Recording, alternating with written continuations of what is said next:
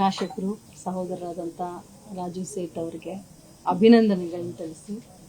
ಯಾಕಂತಂದರೆ ನಾವೆಲ್ಲರೂ ಒಂದು ತಿಂಗಳ ಹಿಂದೆ ಮಾತಾಡಿಕೊಂಡು ನಮ್ಮ ಜಿಲ್ಲಾ ಉಸ್ತುವಾರಿ ಸಚಿವರ ಒಂದು ನೇತೃತ್ವದಲ್ಲಿ ಮಾನ್ಯ ಮುಖ್ಯಮಂತ್ರಿಗಳನ್ನ ಭೇಟಿ ಮಾಡಬೇಕು ಅಂತ ನಾವೆಲ್ಲರೂ ಒಗ್ಗಟ್ಟಾಗಿಯೇ ಇಡೀ ಜಿಲ್ಲೆಯ ಎಲ್ಲ ಪ್ರಮುಖರು ಮತ್ತು ನಾವು ಸತೀಶಣ್ಣ ಹೇಳಿ ಆವಾಗ CM ಸಾಹೇಬರು ಕೂಡ ಒಪ್ಕೊಂಡು ರಾಜು ಸೇಠ್ ಅವರಿಗೆ ಒಂದು ಅವಕಾಶ ಕೊಟ್ಟಿದ್ದಾರೆ. ನಮಗೆ ವಿಶ್ವಾಸ ಇದೆ ಅವರು ಏನೇನು ಮಾಡಬೇಕು ಅಂತ ತಮ್ಮ ಮುಂದೆ ಹೇಳಿದ್ದಾರೆ ಆ ಎಲ್ಲ ಕಾರ್ಯಗಳನ್ನ ಮಾಡ್ತಾರೆ ಅನ್ನೋ ವಿಶ್ವಾಸ ಇದೆ. ಮತ್ತು ಅವ್ರಿಗೆ ಸಂಪೂರ್ಣವಾದಂಥ ಸಹಕಾರ ನಾನಾಗಲಿ, ನಮ್ಮ ಜಿಲ್ಲಾ ಉಸ್ತುವಾರಿ ಸಚಿವರಾಗಲಿ ಮತ್ತು ಮಾಜಿ ಅಧ್ಯಕ್ಷರಾಗಲಿ ನಾವು ಕೊಡ್ತೀವಿ ಅಂತ ಹೇಳ್ತಾ, ತಾವು ನನ್ನನ್ನು ಒಂದು ಪ್ರಶ್ನೆ ಕೇಳಿದ್ರಿ.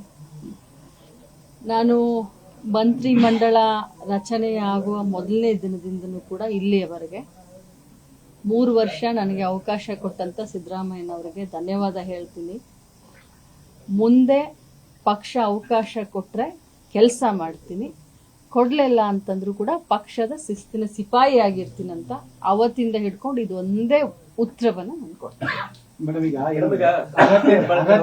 ನೋಡಿದ್ರೆ ಸೊ ರಾಜ್ಯದಲ್ಲಿ ಮುಂದಿನ ದಿನಗಳಲ್ಲಿ CM ಆಗೋ ಮಟ್ಟಿಗೂ ಕೂಡ ತಮ್ಮ ಅಭಿಮಾನಿಗಳು ಹೇಳ್ತಾ ಇದ್ರು. ಸೊ ಈ ಬಾರಿ ಯಾಕೆ ಅಷ್ಟೊಂದು ಇದಾಯ್ತು? ಎಲ್ಲೋ ಒಂದ್ ಕಡೆ ಇಲ್ಲ ನೋವೇ, ಇದು ರಾಜಕಾರಣದಲ್ಲಿ ಯಾವಾಗ ಬೇಕಾದ್ರೂ ಏನ್ ಬೇಕಾದ್ರೂ ಆಗ್ಬೋದು, ಅನ್ಸರ್ಟನ್.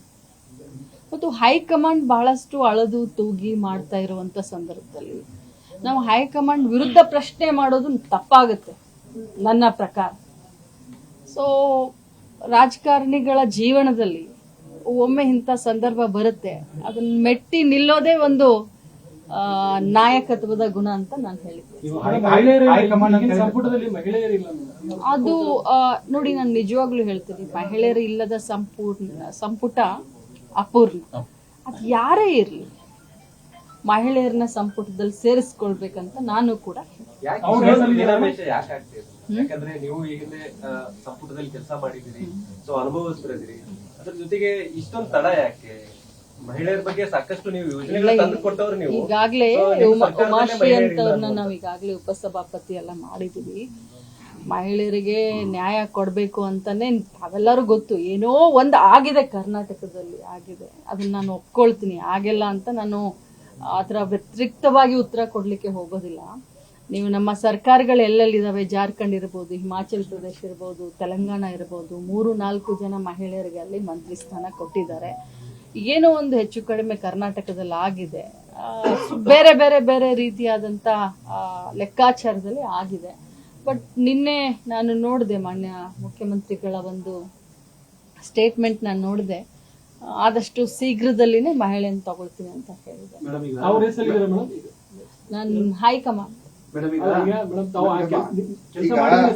ಈಗ ಕಾಂಗ್ರೆಸ್ ಪಕ್ಷದ ಹೈಕಮಾಂಡ್ ಪ್ರಶ್ನೆ ಮಾಡಕ್ ಬರುದಿಲ್ಲ ಅಂತೀರಿ, ಅವ್ರ ಒಂದ್ ಮಾನದಂಡ ಬೇಕು.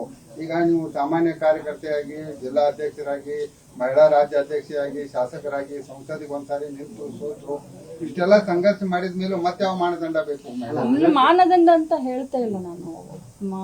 ಪ್ರಾದೇಶಿಕವಾಗಿ ನೋಡ್ತಾರೆ, ಜಾತಿವಾರು ನೋಡ್ತಾರೆ, ನೀವು ಹೇಳಿದಾಗೆ ಅನುಭವ ನೋಡ್ತಾರೆ, ಪಕ್ಷ ಸೇವೆಯನ್ನು ಕೂಡ ನೋಡ್ತಾರೆ.